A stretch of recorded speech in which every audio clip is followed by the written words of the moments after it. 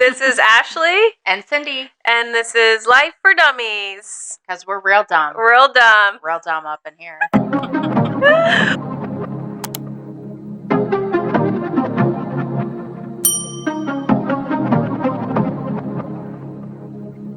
What are we talking about today, Cindy? Have you ever heard it said that feelings aren't facts? Oh, that's a great topic. Yeah. But did you know that your feelings aren't facts? I totally didn't know that when I got here. No way, man. They were so strong, I used over them. Yeah, I used to not feel them for a very long time. Oh. Yeah, like basically I didn't feel anything for almost 20 years because I just did drugs and stuff. Yeah, we just numb those feelings right out the door. What feelings? I don't feel anything. I'm happy all the time. Chemically induced happiness. I love it. Not really. And alcohol is a drug. Yeah, it sure is. Yep. Oh my gosh, but the thing is that's tricky is that feelings are real. So there's a difference between the fact that feelings are real and I feel them, and then the fact that feelings are not facts. Right. How you're feeling is real. If you feel happy, it's real. If you feel sad, it's real. If you feel fear, it's real. Those are very real. But it doesn't mean it's necessarily true. It's just a feeling. Like, wow. What? Are you sure? What does that even mean? Right. I thought for a long time that my feelings would absolutely kill me. Like, I really believe that. My feelings will kill me, and I'm going to have to get high to get through this. Like, I can't feel this. When in fact, like, the drugs are definitely going to kill me. Your feelings won't. Like, Wow. Who would have thought? That's so funny. That's why we say we're dumb. Yeah. Our solution was chemically induced high. Yeah. Ugh. Anyway, so like when I started feeling for the first time after I got clean, oh my gosh, it was horrendous. Like I remember being curled up over the like tiniest thing today, but I remember being curled up in the fetal position on my bed, just sobbing. And I was like experiencing such strong feeling that I honestly almost threw up. And in the beginning, it's because the feelings come back so strongly because I had pushed them down for almost 2 decades. So they're like back with a vengeance, man.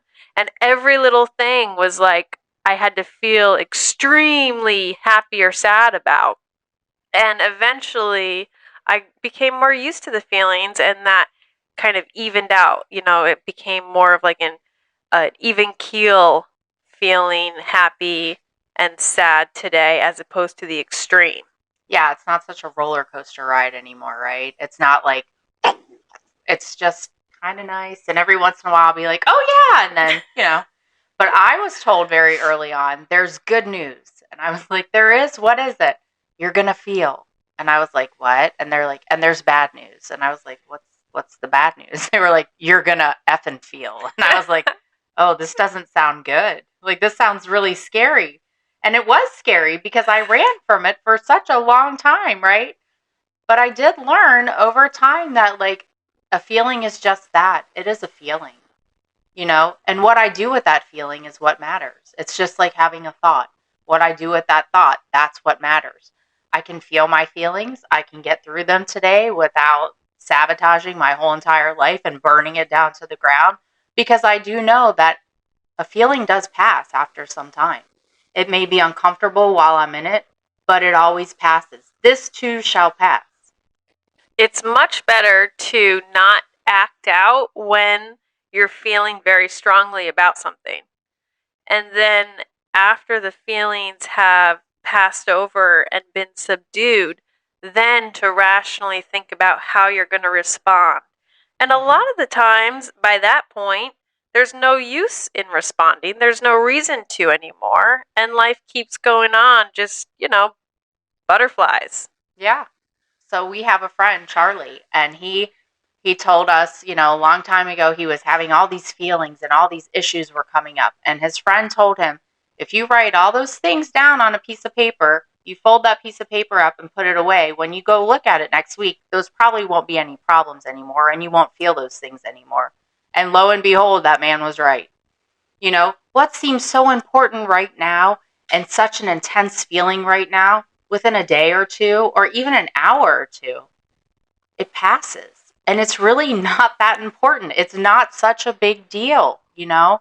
I have to sometimes just sit on my hands and be like, okay, you know what? I'm not going to react to this because it's not going to be helpful. It's going to harm me. It's going to harm others.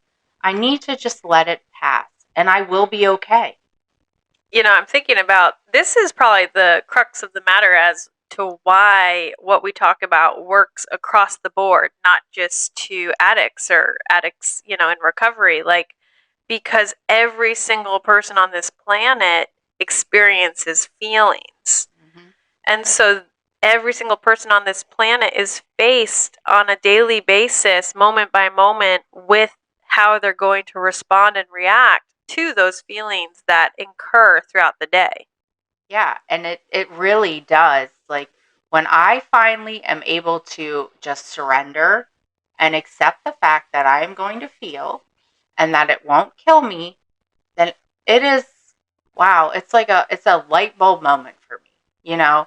It's like, wow, I don't have to destroy everything I've worked so hard for just because I'm feeling a little bit of angst right now, a little bit of fear. Whatever the feeling is, I don't have to destroy my life because hey, guess what? In an hour or two, it's not going to be that big of a deal anymore. Yeah, it's almost like counterintuitive, but I'll like throw on a TV show or a movie. And then life will have gotten better and more productive after I'm done watching a movie. Yeah, because sometimes you just need to give yourself a break, right? Sometimes we just need a break from thinking. And I tell Ashley, like, Ashley will call me sometimes and I'm like, wow, your brain probably hurts because you are thinking about this way too much. Yeah, and like a lot of the times if I would have reacted to whatever it was I was feeling, I would have created some kind of chaos in either my life or the other people's lives, and then I would have to spend the rest of the afternoon managing it and having to deal with it, as opposed to never even opening the door, never letting the chaos ensue, just experiencing some kind of chaotic feelings inside, maybe picking up the phone and getting it out of me so that it doesn't make me self harm, but then not acting on it. And that's the difference. Like, I don't act out today. And that's why life is so good. Absolutely. And you know what they also say is if you move a muscle, you can change a thought. That's a good one, you know? So if I'm feeling some kind of way and I don't really like what's going on, if I do something else to get my mind off of it, you know, that's a really simple solution right there, too. Move a muscle, change a thought. You know, I like to clean when I get upset because it's like my mind is, you know, busy thinking about other things than what's kind of upsetting me, you know, and that move a muscle, change a thought, it works every single time for me. You're like the best wife. You're like cleaning, I'm watching movies. Well, sometimes it's just watching movies. Sometimes it's just, you know what, I have to sit down and give myself a break. But it's true. Listen, it varies from day to day. You know, some days it's like, I'm going to clean this shower with the toothbrush and get that grout clean. And then some days it's like, I have to sit down and stare at a wall and do nothing just to get through the minute or the hour. Yeah, and then I thought of something else about feelings, but I can't remember now. But it's some other like thing about how I've been able to not necessarily conquer them, but just deal with how they impact me internally and still be able to maintain a peaceful mind and serenity. Oh, I remember. I was just thinking about how like, when I get super charged up or angry, sometimes it's best to just remove myself from the situation because my presence obviously is not going to bring about any good in that moment. And so let me just go for a walk. Let me just leave the office. Let me just get out of the way because by removing myself from the situation, I'll create more good than the harm of my absence. Absolutely. No one ever got into an altercation and said like afterwards, wow, I'm really glad I did that. That's usually not what happens. Usually it's like, wow, if I would have just taken a deep breath and paused and removed myself or done something else or not reacted, I wouldn't be here right now. And that was true for me a lot in the past. If I would have just stopped and taken a breath and paused and been like, you know what? It's not that important. It will pass. It will be okay. Things would have been a lot easier for me. And I remembered something else too. We Yeah. frequently say, first thought wrong. So that's really true in regard to the feelings aren't facts. Because a lot of the times, like, my first thought is totally wrong. Like, that person did not mean to cut me off because they hate me, on the road. Or that person did not do this thing in the office because they are secretly trying to sabotage my profession. But there's this ego and this self-obsession that I wrestle with on a day-to-day basis. And so I have to recognize that first thought, wrong, and feelings aren't facts. Let me just remove myself from the situation for a little while and come back to it when all is well again. Absolutely. Ego and pride will take you there every time, right? If I'm living in ego and pride and self-will, those situations are going to happen quite often. But if I just remove myself and I'm living in my higher power's will, and I remind you the only thing I have to use my will for is to live my higher power's will, then I'm usually not going to have any ego and pride getting in the way. And when I do feel my feelings, it's not such a terrible thing. Yeah, and a lot of the times, like, the world doesn't revolve around me, right? And so whatever those people are going through has nothing to do with me. And so that's why my first thought is usually wrong, because the world does not revolve around us. Like, there are all these other people dealing with internal stuff on their own. Let's give ourselves a break, them a break, and just remove ourselves from the situation until my internal mind has settled down. Yeah, and no one else is a mind reader either, right?